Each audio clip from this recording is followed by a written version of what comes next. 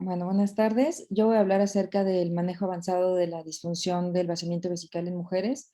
Primero quisiera agradecer la invitación a esta plática en general al Colegio Mexicano de Urología y pues vamos a empezar.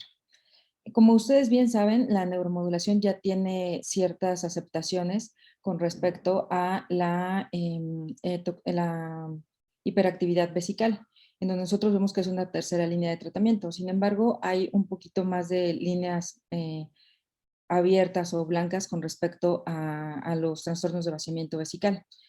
Con respecto al AUA, en las guías clínicas que ellos hacen sus recomendaciones, ellos lo ven hasta incluso un tipo de tratamiento en donde ya hemos visto que no mejoran con ningún otro tipo de tratamiento primario o medidas conservadoras. Incluso dentro de los tratamientos quirúrgicos también lo consideran como una opción de tratamiento y como una recomendación más que como algo indicativo o algún gold standard. Vamos a revisar también más adelante por qué. También con respecto al AUA nos dicen que ya ha sido aprobado por la FDA de hecho desde 1997 y que estos resultados fueron basados en 14 metaanálisis para aceptarlo como efectivo para el tratamiento de retención urinaria crónica no neurogénica. Entonces, tanto la FDA como el ICS emiten estas recomendaciones en cuanto a la indicación del uso del neuromodulador. Como primera línea está en la continencia fecal crónica, como tercera línea está en la incontinencia urinaria de urgencia y vejiga hiperactiva, y como una recomendación en el trastorno de vaciamiento vesical no obstructivo. En todas estas emiten esta recomendación de que hayan fallado o no se hayan beneficiado de tratamientos conservadores o anteriores que haya recibido el paciente. Específicamente para el trastorno de vaciamiento vesical no obstructivo, nos lo recomiendan en pacientes que deseen incluso mejorar su calidad de vida. ¿Y cómo evaluaron las respuestas según las guías del AUA? Bueno, por mejoría sintomática, siguiéndolos a los pacientes, o a las pacientes en este caso, con cuestionarios de vida, de calidad de vida, ellos evaluaron la reducción del riesgo de hidronefrosis, insuficiencia renal, infecciones de vías urinarias crónicas o recurrentes, incluso urosepsis, disminución en la urosepsis y en las complicaciones secundarias como incontinencia paradójica. También evaluaron que las pacientes no tuvieran necesidad de utilizar el cateterismo limpio intermitente y la estabilización sintomática en el tiempo. Entre mayor tiempo que respondan a este tratamiento, pues mejor puntaje le pusieron en la evaluación de las respuestas. Otra de las recomendaciones que nos hace otra sociedad es la Sociedad Europea de Urología, en donde también se encuentra dentro de sus guías clínicas en el manejo de los síntomas de tracto urinario femenino no neurogénicos, en donde vemos que está con un nivel de evidencia 1B, está en estimulación sacra posterior, y que se ha demostrado que disminuye los mililitros de orina residual en pacientes con detrusor hipoactivo. Y también se debe de ofrecer dentro de las recomendaciones que ellos hacen como un tratamiento y alternativo también a las medidas conservadoras que ha sido refractario a este tratamiento con un nivel de recomendación fuerte. Con respecto, eso fue con respecto al detrusor hipoactivo, pero también tiene un subapartado estas guías en la obstrucción vesical, de salida vesical en mujeres, en donde hace una sumario de evidencias de nivel 3 con respuesta a la neuromodulación sacra y que se ha visto que también ha reducido el número de cateterismos limpios intermitentes en la mayoría de las pacientes que tienen esta alteración idiopática, esta retención urinaria idiopática, y también nos recomienda que con este tratamiento existen más eventos adversos debido a que es justamente un poco más invasivo que cualquier otro de los tratamientos que son incluso a veces conservadores.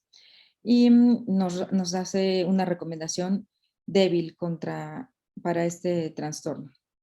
¿Y cómo funciona esta neuromodulación sacra? Bueno, pues va a estimular las fibras aferentes por corrientes eléctricas que se van a ir generando en en un generador de impulsos implantado a nivel de la columna o alrededor de los músculos del glúteo, y esto va a moderar los circuitos espinales con estas corrientes eléctricas. Esto se va a dar por medio del nervio sacro, perdón, del nervio somático, va a estar a nivel del sacro en S2 y S3, y esto se ha visto que probablemente funcione a través del pudendo. Por eso sus vías aferentes sensoriales, y por eso va a mejorar los reflejos miccionales. Y bueno, entonces la neuromodulación sacra posterior va a tener ciertas características que deben de cumplirse muy bien para que pueda tener una buena respuesta, como sobre todo las transquirúrgicas, de la adecuada colocación del electrodo, que podamos hacer pruebas bilaterales y que tengamos una respuesta sensitiva y motora. Por eso le estamos preguntando al paciente, cuando nosotros colocamos los electrodos, le preguntamos al paciente si tiene alguna respuesta, y eso sería nuestra respuesta sensitiva, y estas respuestas, para que sepamos que está a nivel de S3, deben de ser en genitales o en ano, para que así sepamos que estamos en una respuesta correcta de S3.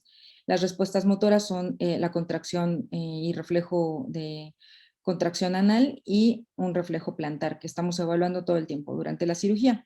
Nosotros nos vamos a guiar con fluoroscopía y vamos a colocar los electrodos con guía fluoroscópica postero anterior y lateral para ver la profundidad y el sitio de la inserción del electrodo. Es importante recordar que este electrodo va a estar al lado de la salida de las raíces nerviosas a nivel del sacro en el foramen S3, y estos electrodos son los que van a estar generando, o más bien transmitiendo, los impulsos eléctricos, y el generador es el que se pone a nivel de la región glútea. Por eso nosotros tomamos estas dos proyecciones. Nosotros vemos la profundidad en la lateral y el sitio de inserción, que sería en la porción más superior y lateral, como ustedes bien recuerdan, del S3. Y estas son algunas de las respuestas que nosotros vamos a estar evaluando durante la cirugía: que tengan una buena contracción anal, y nosotros lo colocamos de forma bilateral. Vamos a hablar más adelante si es recomendable o no colocar el neuromodulador de forma bilateral. Sin embargo, durante la cirugía, la evaluación de las respuestas siempre se hace de forma bilateral para ver de qué lado tenemos mejor respuesta. Incluso a pesar de que tengamos estudios de potenciales evocados previos en donde nos hagan alguna recomendación de cuál nervio esté transmitiendo mejor. Y aquí vemos muy bien cómo se evidencia el reflejo anal con contracción del ano en estos dos videos. Es muy importante siempre hacer la evaluación bilateral para obtener la mejor respuesta, y nosotros elegimos de qué lado va a quedar colocado el electrodo. En este momento entonces ya hacemos una bolsa para colocar el electrodo implantable, la batería implantable, y sacamos el cable de forma contralateral para disminuir el riesgo de neuroinfecciones. Aquí estamos ya en la segunda fase, eso fue en la primera fase. En la segunda fase ya estamos introduciendo aquí la batería o generador implantable en el tejido celular subcutáneo, y aquí es una muestra de cómo vamos a ver el electrodo antes de que lo coloquemos con la pila. Y así es como queda la herida del paciente. Es importante recordar que siempre, y es importante justo en este tema de vaciamiento, de alteraciones en el vaciamiento vesical, que hagamos de preferencia los dos pasos principales o el stage 1 del neuromodulador, porque probablemente estos pacientes tarden un poquito más en responder, no solamente la primera semana como lo haríamos con detrusor hiperactivo. En estos pacientes podemos incluso prolongar el tiempo de temporal o de evaluación por 2 semanas, sea cual sea el método que ustedes prefieran. Incluso el PNI dura, que es el que se coloca en consultorio, para que no se mueva, dura alrededor de unos 3 días. Por eso es un poco más recomendable hacer una Stage 1 en vez de un PNI, pero de cualquier forma, si nosotros vemos resultados desde el PNI, pues entonces adelante con la colocación. Si no, es factible esperar hasta 2 semanas para la colocación de la segunda fase.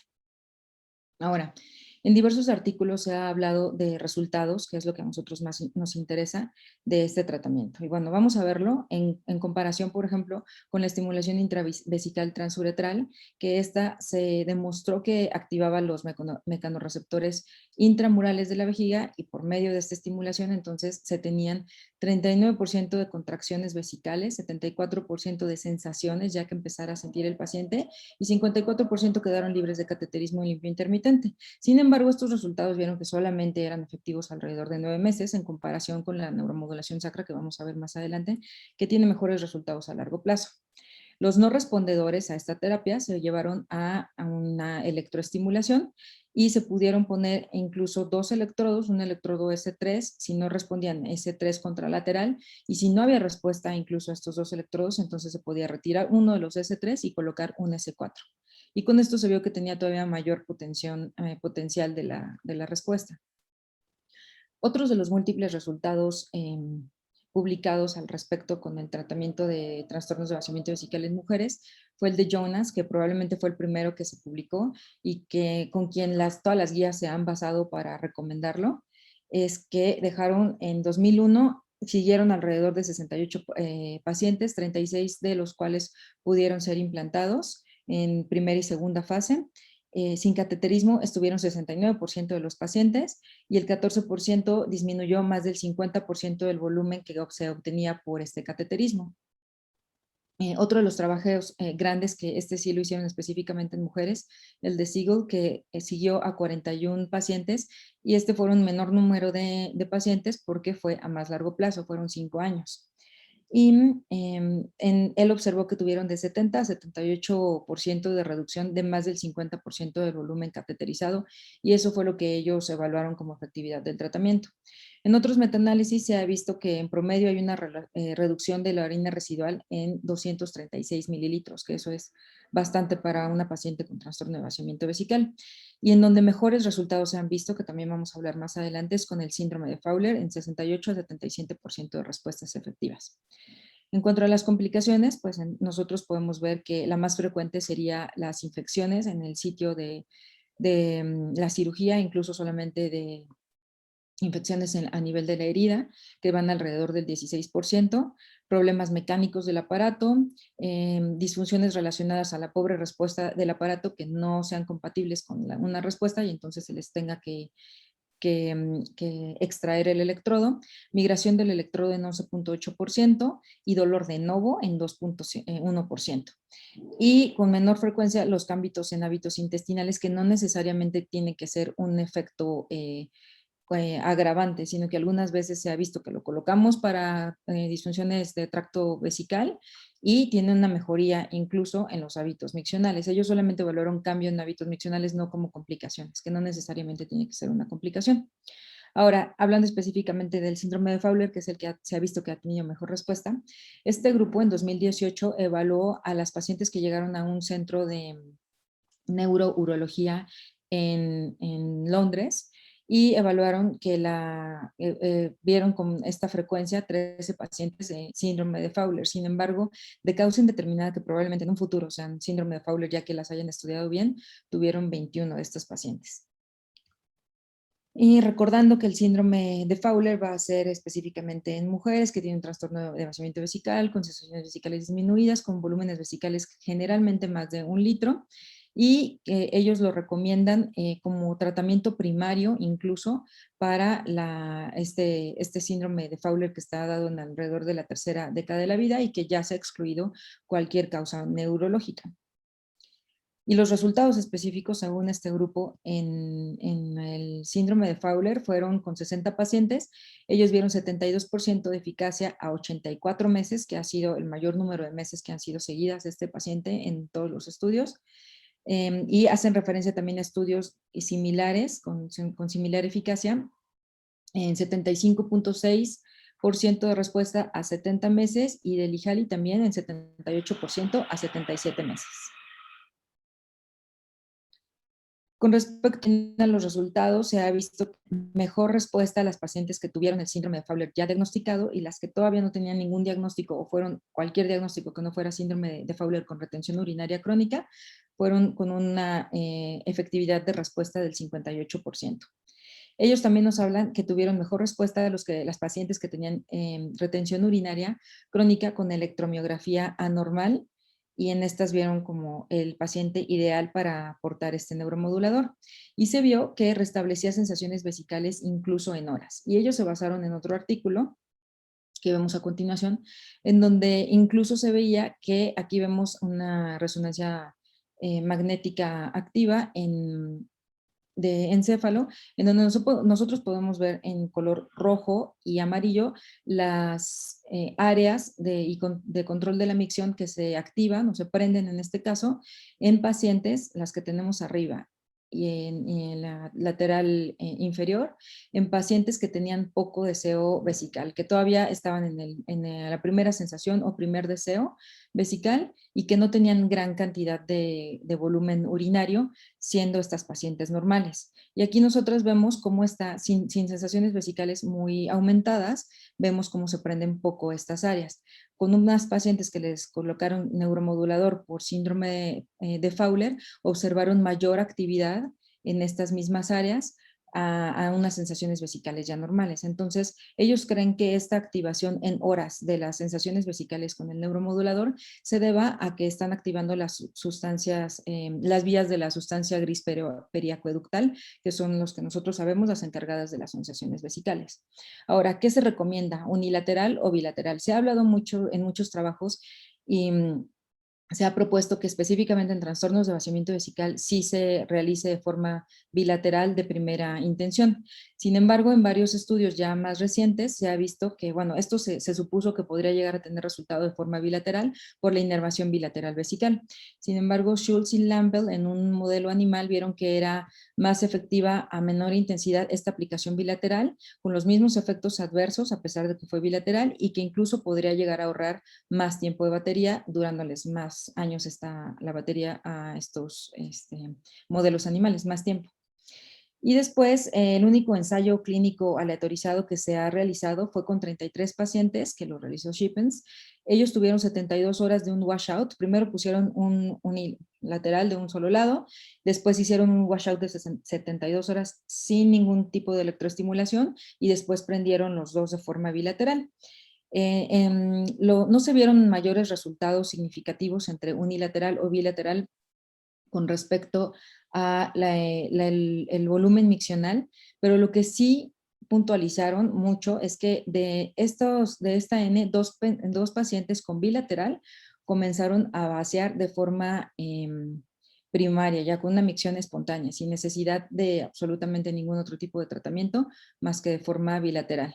Lo que ya sabemos, disminuyó el volumen de orina residual y el número de cateterismos limpios intermitentes de forma similar.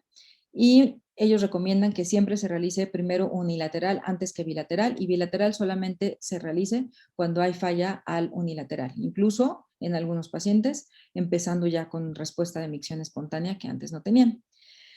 Y por último, me gustaría compartir con ustedes un artículo cortesía de los autores que apenas se va a publicar en junio del 2021, en donde es como un resumen de todo lo que hemos visto durante esta plática y donde me pareció importante puntualizar algo que no se había visto en otros artículos, que son los puntos de mejoría de la neuromodulación sacra. Bueno, ellos consideran que a futuro se puede llegar a tener una mejor vida de la batería. Incluso ahorita ya hay protocolos de investigación en donde ya estas baterías se van a poder estar cargando de forma de proximidad, así como se cargan los celulares, pareándolos nada más con el cargador. Que se podía llegar a mejorar los costos, que también se han estado trabajando en esto justo con la implementación del PNI, que es el colocador del consultorio, que se podría llegar a mejorar incluso la fractura de cableado, que era de las complicaciones que veíamos en los otros artículos, que esto realmente no es muy frecuente, pero de todas formas hay puntos que se pueden mejorar, y una compatibilidad con la resonancia magnética, de los cuales también ya hay investigaciones en curso. Incluso nuestros compañeros de Clínica del Dolor ya están poniendo electrodos implantables compatibles con resonancia magnética. Falta que lleguen también a la rama urológica y coloproctológica. Y por último, que el bemol que ellos le ven es la programación dependiente del clínico, que eso lo puede hacer el médico implantador o lo puede hacer también ingenieros biomédicos de la empresa que siempre están al lado del paciente viendo cómo tienen sus respuestas, pero que esto falta todavía estandarizar para saber cuáles son las programaciones que podemos utilizar tanto para detrusor hipoactivo, que eso se tiene todavía más campo ganado, como para trastornos de vaciamiento vesical, específicamente en esta plática de mujeres, que podemos llegar a tener una programación óptima, sabiendo elegir mejor a las pacientes y viendo y haciéndolas muy personalizadas para cada una de las pacientes este tipo de programación. Y bueno, esto sería todo por mi parte. Muchas gracias por su atención. Les dejo aquí algunas ligas en donde pueden tener contacto conmigo si tienen alguna duda de algún paciente o lo que pueda yo llegarles a ayudar con muchísimo gusto. Muchas gracias de nuevo por la invitación. Y ahora vamos a pasar a una sección de preguntas y respuestas que va a ser en vivo. Y bueno, esperamos sus preguntas. Muchas gracias.